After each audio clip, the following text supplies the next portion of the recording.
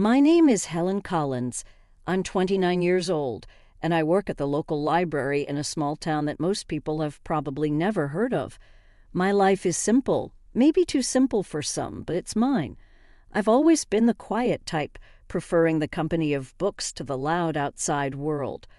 The library is my sanctuary. It's a small old building with creaky floors and shelves that have seen better days, but to me, it's perfect.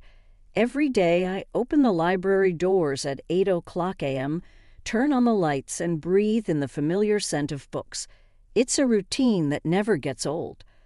My parents passed away when I was young, so I was raised by my grandmother. She was a kind woman, always encouraging me to read and learn. But she's gone now too, and I'm all alone. No siblings, no close relatives, just me and my small world. "Good morning, Helen." Mr. Jenkins, a regular visitor, greets me as he walks in. He's an elderly man who spends his days reading history books. "Good morning, Mr. Jenkins. The new shipment of history books arrived yesterday. I've set them aside for you," I reply with a smile. "Ah, you know me too well, dear," he chuckles, shuffling towards the designated shelf. The day goes on like this, with familiar faces coming and going. I help a group of kids find books for their school project, recommend a romance novel to Mrs. Harrison, and guide Mr. Thompson to the science fiction section. It's a quiet life, but I like it. I find comfort in the predictability, the routine. And then one day, everything changed. The day Jack walked into my life, he came in looking for a book, but I could tell he wasn't the regular library type. He seemed out of place with his crisp suit and confident stride. "Can you help me find a book?" he asked, his voice smooth and inviting. "Of course, what are you looking for?" I replied, trying to keep my composure. "It's a novel, The Great Gatsby, I believe." "Right this way," I said, leading him to the classic section. As I handed him the book, our hands brushed briefly, sending a jolt through me. It was a simple touch, but it lingered in my mind. "Thank you, Helen," he said, reading my name tag. "I'm Jack. It's nice to meet you." That brief encounter marked the beginning of everything, the beginning of a love that I thought would last a lifetime, the beginning of a journey that would take me from the quiet life I knew into a world of chaos and betrayal. If only I had known then what I know now. Maybe things would have been different, but life doesn't come with a warning label, and sometimes we just have to learn the hard way. After that first meeting, Jack began to visit the library more frequently. It was odd, considering he didn't strike me as the reading type. But every time he came in, he'd ask for a book recommendation and then spend a few minutes chatting with me. One day he walked in just as I was struggling with a box of newly arrived books. "Need a hand with that?" he offered, walking over. "That would be great, thanks," I said, relieved as we placed the books on the shelves. He asked, "So, Helen, what got you into working at a library?" I shrugged. "I've always loved books. They're like friends, you know. Plus, it's nice and quiet here." He laughed. "I can see that. It's like a whole different world." Our conversations grew longer with each visit. I found out that Jack worked in his family's business, something to do with real estate. He was easy to talk to, and for the first time in a long time, I felt like someone was genuinely interested in me. Then one day he surprised me. "Helen, would you like to have dinner with me tonight?" he asked, a hopeful look in his eyes. I was taken aback. "Like a date?" "Yes, like a date," he smiled. I hesitated. This was new territory for me, but there was something about him that made me want to say yes. "Okay, sure, I'd like that." We went to a small restaurant in town. It wasn't fancy, but it was cozy. We talked about everything and nothing, and for a few hours, I forgot about my usually solitary life. Walking home, Jack said, "I had a really great time tonight, Helen. You're very different from the people I usually meet." I didn't know how to respond, so I just smiled. He continued, "I'd like to see you again. Would that be okay?" I nodded. "Yes, I'd like that." From then on, we started seeing each other more regularly. He'd take me out to dinner or we'd go for walks. It was nice. For once, I felt like I was part of something more, part of a world that wasn't just about books and quietness. It wasn't long before I fell for him hard. He was charming and attentive, and he made me feel special. And when he proposed, I didn't hesitate. I said yes. Looking back, I wish I had seen the signs. I wish I had known that the charm was just a mask, a cover for something much less pleasant. But love has a way of blinding you, of making you ignore the warning signs, and I was very much in love, or at least I thought I was. After Jack and I got engaged, things started to change. It began with his parents. They didn't approve of me from the start. They thought I was below their son because I didn't come from money. The first time I met them, it was clear they didn't like me. We were at their house for dinner, and I was nervous. It was a big fancy house, nothing like what I was used to. "Helen, this is my mother Margaret and my father Richard," Jack introduced. "Nice to meet you," I said, trying to smile. Margaret looked me up and down. So you're the girl who works at the library." "Yes, I am," I replied, feeling smaller by the second. Richard chimed in, "Jack, couldn't you find someone more suitable?" I felt like crawling into a hole. The dinner was long and uncomfortable. They made it clear they thought I wasn't good enough for their son, but Jack stood up for me, which made me love him even more. Before our wedding, they insisted on a prenuptial agreement. They said it was just a formality. I didn't have much to lose, so I agreed without making a fuss. Once we got married, I moved into Jack's house, which was actually his parents' house. They had given it to him as a wedding gift, but they acted like it was still theirs. His parents came over all the time, unannounced. They'd walk in and start ordering me around. "Helen, make us some coffee," Margaret would demand as soon as she walked in, and I would, without saying anything. I didn't want to cause trouble. One day, Margaret pointed at the TV and said, "Remember, Helen, in case of divorce, you can't claim this." It was like that with everything. They reminded me constantly that everything in the house wasn't mine. Jack started changing too. He wasn't the man I fell in love with. He started joining in on the jokes his parents made about me.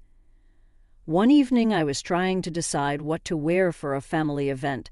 I asked Jack for his opinion. "This one makes you look less drab," he said, laughing. I was hurt. It was like he was a different person around his parents. He didn't stand up for me anymore. Instead, he laughed along with them. It was exhausting living in that house. I felt like an outsider, an unwanted guest. I kept hoping things would get better, but they only got worse. The stress got to me. I started having stomach pains, bad ones. I tried to ignore them, but one day I collapsed at the library. I woke up in the hospital. The doctor said it was stress-related. I was in the hospital for a few days. Jack didn't visit. He didn't even call. I felt so alone. Then one day a notary came to my room. He had news. My great-aunt, someone I barely remembered, had passed away, and she had left me her fortune, $30 million. I couldn't believe it. I didn't even know what to do with that kind of money. But suddenly I wasn't just the poor girl from the library anymore. When Jack and his parents found out, they came to visit. Suddenly, they were all smiles and sweetness. "Darling, we're so happy for you," Margaret said, her voice dripping with fake concern. "Yes, we're a family. We should support each other," Richard added. I didn't buy it. It was too much of a change. After they left, I overheard them talking outside my room. They didn't know I was listening. "She's such a fool. Can you believe our luck?" Jack laughed. "We need to make sure she doesn't leave you, Jack. Maybe you should have a child with her. That will tie her down," Margaret suggested. I felt sick to my stomach. These people didn't care about me. They just wanted my money. I knew then what I had to do. I had to get out of that house, away from these people. I had to take control of my life. I wasn't going to be their victim anymore. I left the hospital with a plan in my mind. I knew what I had to do. As I got home, Jack and his parents were waiting, all smiles, acting like the caring family they never were. "Oh, Helen, we were so worried about you," Margaret exclaimed. I nodded but didn't say much. I needed to act normal, not to tip them off. Jack came closer. "So when do you get the inheritance?" he asked a little too eagerly. I looked at him, the man I thought I loved, and realized I didn't even recognize him anymore. "Soon," I said, "but it's not something you need to worry about." His smile faltered a bit. "But we're married, Helen. What's yours is mine, right?" I forced a smile. "Of course, darling." That night I couldn't sleep. Their voices echoed in my head, their fake concern, their greed. It made me sick. I got up and started writing. I wrote down everything they had done, everything they had said. It was like a dam had broken and years of pent-up frustration and pain poured out. The next morning, I had a meeting with a lawyer. I explained everything, showed him the prenuptial agreement. He was shocked, but said the agreement would protect me. "You're doing the right thing," he assured me.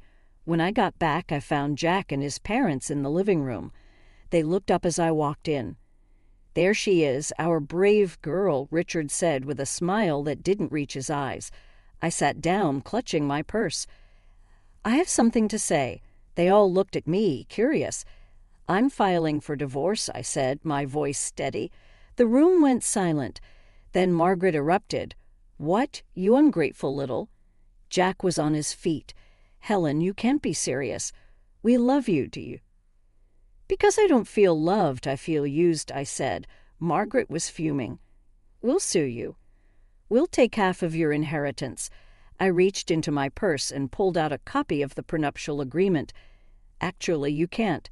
This says neither of us can claim the other's property in case of divorce." They were speechless. For the first time, I felt in control. I stood up. "I'm leaving. I don't want any of you to contact me." I walked out of that house, their shouts and insults trailing behind me. It was the hardest thing I'd ever done, but as I drove away, I felt a weight lift off my shoulders. I was free from their disdain, their manipulation. For the first time in a long time, I felt like I could breathe. I didn't know what the future held, but I knew it had to be better than the past. I rented a small apartment in the city. It was nothing fancy, but it was mine. For the first time in years, I felt a sense of peace. I was still dealing with the divorce, but I felt like I could handle it. One day, I got a call from the lawyer. "Helen, there's something you should know about your great-aunt's will." I was puzzled. "What about it?" He explained. "There's a condition. You need to use a portion of your inheritance for a charitable cause. It was your great-aunt's final wish." I was surprised. I had no idea, the lawyer continued. "She was quite the philanthropist. It seems she wanted to pass that on to you." I hung up the phone, deep in thought. My great-aunt had given me a chance to do something good. It felt like a sign, a push in a new direction. I started researching charities and causes. I wanted to do something meaningful, something that would make a difference. That's when I stumbled upon a small organization that helped women who were victims of domestic abuse. It struck a chord with me. I contacted them and set up a meeting. The woman I met, Linda, was passionate and dedicated. "We provide shelter, legal aid, and counseling to women who have nowhere else to go," Linda explained. I listened, moved by the stories she shared. "I want to help," I said, feeling a sense of purpose I hadn't felt in years. With Linda's guidance, I used a part of the inheritance to fund a new shelter. It was an incredible feeling knowing I was helping other women find a way out, just like I had. A few weeks later, Linda invited me to the opening of the shelter. It was a small event, but the atmosphere was full of hope and gratitude. As people mingled, I noticed a familiar face in the crowd, Sarah, an old colleague from the library. "Helen, is that you?" she asked, surprised. "Sarah, it's been so long," I said, hugging her. "What are you doing here?" she asked. I told her about the shelter, about my involvement. She listened, her eyes wide. "That's incredible, Helen. I had no idea." It's a new chapter for me, I said, smiling. We spent the evening catching up. It felt good to reconnect with an old friend. It felt like pieces of my life were slowly falling back into place. As the event wrapped up, Linda came over. "Helen, I can't thank you enough. This shelter will change lives." I looked around at the faces of the women who now had a safe place to go. "It's the least I could do," I said, feeling a warmth in my heart that I hadn't felt in a very long time. The days started to blend into one another, each filled with the rewarding work at the shelter. I was finding a new sense of purpose, something that was truly mine. Then, out of the blue, my phone rang. It was a number I hadn't seen in a while. Jack. My heart raced with a mixture of emotions, but curiosity won. "Hello, Jack," I said, my voice calm. "Helen, I need to talk to you. Can we meet? It's urgent." His voice sounded desperate. Reluctantly, I agreed to meet him at a public coffee shop, hoping that being in a familiar place would give me strength. Sitting across from Jack, he looked different, defeated almost, pitiful. His eyes were pleading. "Helen, I made a huge mistake. I want you back. I've realized how much you mean to me," he blurted out. I looked at him, feeling nothing but contempt. "Why now, Jack?" he sighed. "My parents, they controlled everything. They were the reason our marriage failed. I was weak, but I'm different now." I felt a surge of anger. "You blame your parents. You stood by while they treated me like dirt. You laughed with them, Jack." He reached for my hand, but I pulled away. "Please, Helen. I know I was wrong. I've changed." I stared at him, seeing the man I once loved but now felt nothing for. "Changed or not, it's too late. I feel nothing for you, Jack. Nothing but contempt." His face fell, and for a moment I saw a glimpse of the man I married, but it was fleeting. "I'm sorry, Jack. I've moved on. I have a life now, a purpose. There's no place for you in it," I said firmly. He nodded slowly, a look of resignation on his face. "I understand. I just had to try." Leaving the coffee shop, I felt a weight lift off my shoulders. It was over, truly over. The next day, there was an event at the shelter. A local artist had donated a sculpture, and it was to be unveiled in the garden. As I stood there, surrounded by people who supported and believed in me, I felt a sense of belonging. Sarah, my old colleague from the library, stood beside me. "You've done something amazing here, Helen," she said, smiling. The artist pulled the cover off the sculpture, a figure of a woman reaching up to the sky. It symbolized hope, strength, and new beginnings. Applause filled the air, and for a moment, everything felt right in the world. Linda, the woman who had helped me so much, came over. "Helen, this is just the beginning. There's so much more we can do."